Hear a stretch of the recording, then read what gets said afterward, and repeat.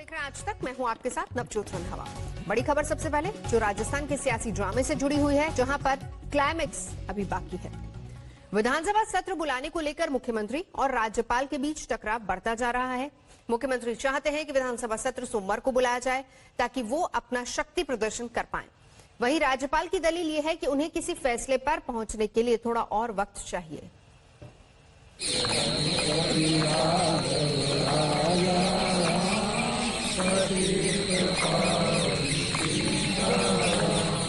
बापू का सबसे प्रिय भजन भी है और सत्याग्रह का हथियार भी है।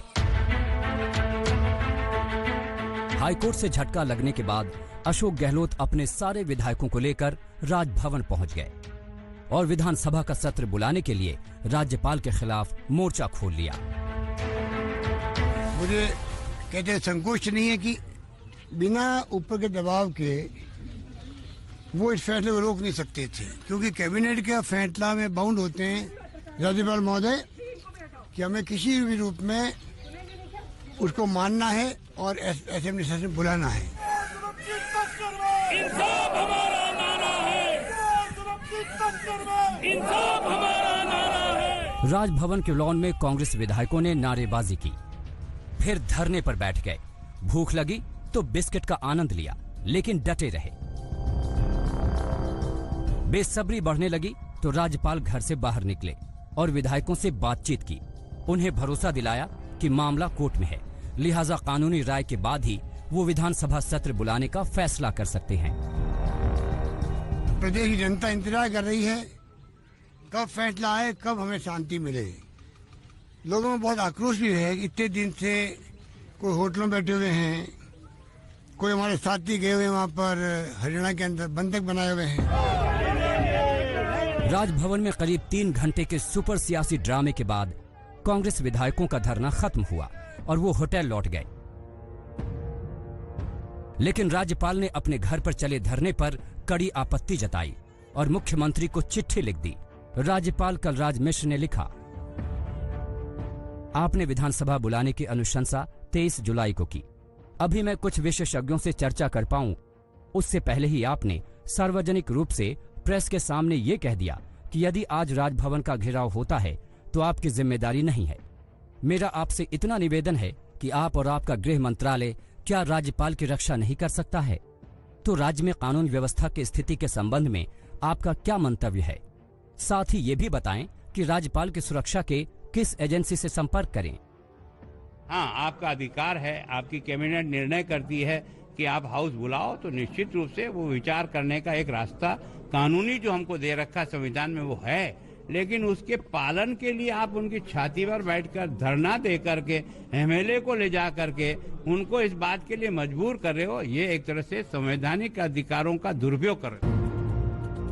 दरअसल राजस्थान हाईकोर्ट ने जब पायलट गुट को राहत देते हुए स्पीकर के नोटिस को खारिज कर दिया, तब अशोक गहलोत के पास फ्लोर पर शक्ति प्रदर्शन के अलावा और कोई रास्ता नहीं बचा। तब उन्होंने राज्यपाल पर विधानसभा सत्र बुलाने का दबाव बनाना शुरू किया और सरेआम धमकी दे डाली।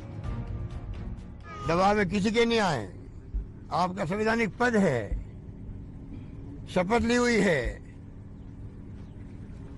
अपनी अंतरात्मा के आधार पर शपथ की जो भावना होती है उसका आधार बना के फैसला करें, वरना फिर हो सकता है कि पूरी प्रदेश की जनता अगर राजभवन को घेरने के लिए आ गई तो हमारी जिम्मेदारी नहीं। इस बीच राजभवन में धरना खत्म करने के बाद सीएम अशोक गहलोत ने कैबिनेट की बैठक बुलाई और देर रात तक विधानसभा सत्र को लेकर माथापच्ची की।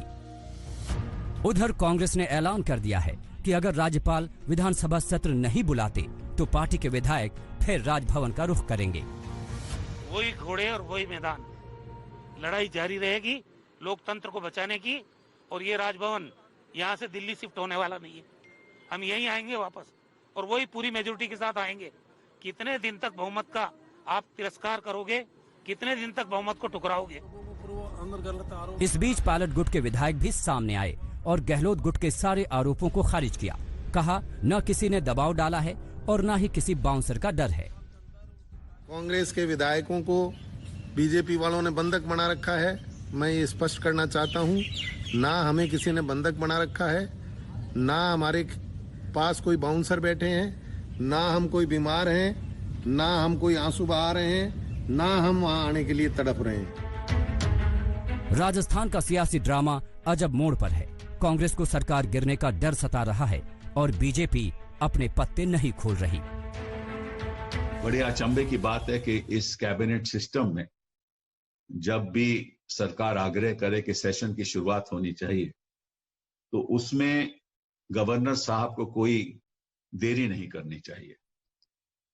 ये संविधान की बात है, संविधान की मर्यादा की बात है। इसमें सुप्रीम कोर्ट के निर्णय भी हैं। राजभवन का घेराव करेगी, फिर आप उसका दोष हमें मत दीजिएगा। मुझे लगता है कि ये लोकतंत्र की बार बार दुहाई देने वाले, अपने आप को गांधीवादी कहने वाले लोग व्यक्ति को इस बात के ऐसा कहना शोभा नहीं देता। किसी भी संवैधानिक पद की अपनी मर्यादा है, उस मर्यादा को बनाए रखते हुए आचरण करने की जिम्मेदारी हम सब की। दरअसल अशोक गहलोत को डर सताने लगा है कि कहीं ऐसा न हो कि फ्लोर टेस्ट में देरी हो तो 2-4 विधायक हाथ से खिसक जाएं। दूसरी ओर होटल में विधायकों के टिके होने से सरकार की छवि भी खराब हो रही है। शायद यही वजह है कि वो विधायकों के होटल में कैद रहते ही सरकार का दम साबित करने के लिए बेताब हो रहे हैं। शरद कुमार, जयपुर, आज तक। आगे बढ़ेंगे। असम में बाढ़ की विनाश लीला थमने का नाम नहीं ले रही है। 26 जिले ऐसे हैं जहां की 28 लाख के करीब लोग जो हैं वो पानी में पूरी तरह से बेहाल है। विकराल हुई ब्रह्मपुत्र सब कुछ लील जाने पर आमादा है।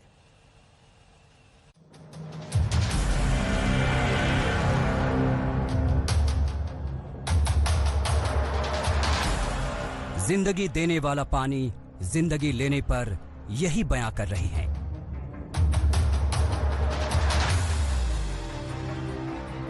विकराल रूप में आ चुकी ब्रह्मपुत्र सब कुछ निगल जाने को बेकरार दिख रही है।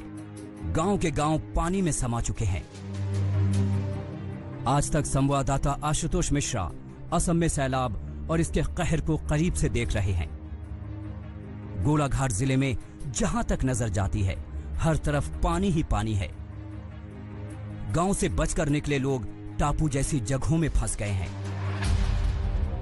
ये गांव को जोड़ने वाली प्रमुख सड़क इस कदर डूबी है कि आगे जो पानी है वो लगभग 5 से 6 फीट गहरा है, क्योंकि इसके आगे जो पुल है वो टूट चुका है और ये अंदाजा लगाना मुश्किल है कि आगे जो जमीन है वो कहाँ है। और यहाँ पानी का जो प्रवाह है ब्रह्मपुत्र से आने वाला वो इतना तेज है कि इस हद तक के पानी में भी ये मुझे दूसरी तरफ खींचने की कोशिश कर रहा है। और शायद इसी वजह से ऐसी जगहों पर अब न गाड़ियां जा सकती हैं और जो लोगों को आना जाना है उसके लिए एकमात्र जरिया है नाव का सहारा लेना।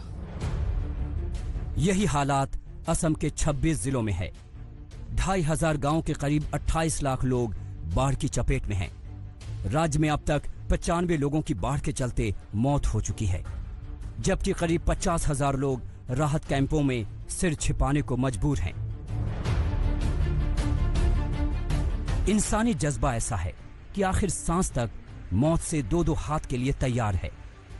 ऐसे हालात में भी जिंदगियां बचाने की जद्दोजहद पूरे जोरों से जारी है।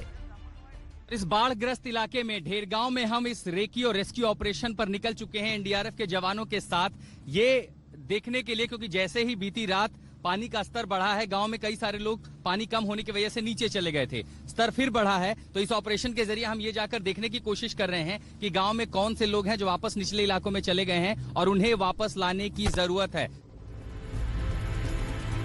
लेकिन एनडीआरएफ के जवानों के सामने लोगों को बचाने के साथ साथ खुद को कोरोना से बचाने की दोहरी चुनौती है।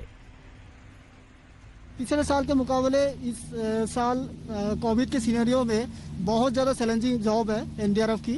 तो ये सब देखते हुए एनडीआरएफ में स्पेशली कोविड के लिए फ्लड रेस्क्यू में अलग से पीपी डेवलप किया गया है, जो फिलहाल हम लोग पहन के रेस्क्यू ऑपरेशन में किया जाता है। बाढ़ से इंसानी जिंदगी हलकान है तो बेजुबान जानवर भी कुदरत की विनाश लीला का शिकार बने हैं। काजीरंगा नेशनल पार्क में अब तक 100 से ज्यादा जानवर बाढ़ में बहकर दम तोड़ चुके हैं।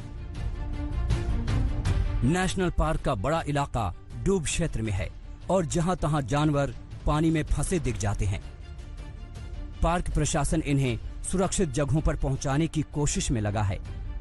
असम के गोलाघाट से आशुतोष मिश्रा के साथ आज तक ब्यूरो। फिलहाल यहाँ रुकेंगे एक ब्रेक के लिए। आज तक पर खबरों का सिलसिला लगातार जारी है, देखते रहिए आज तक। नमस्कार, मैं हूं अंजना ओम कश्यप। हमें उम्मीद है ये वीडियो आपको पसंद आया होगा। लेटेस्ट खबरों के लिए यूं ही देखते रहिए आज तक, और इस वीडियो के पसंद आने पर लाइक, शेयर एंड सब्सक्राइब करना ना भूलें।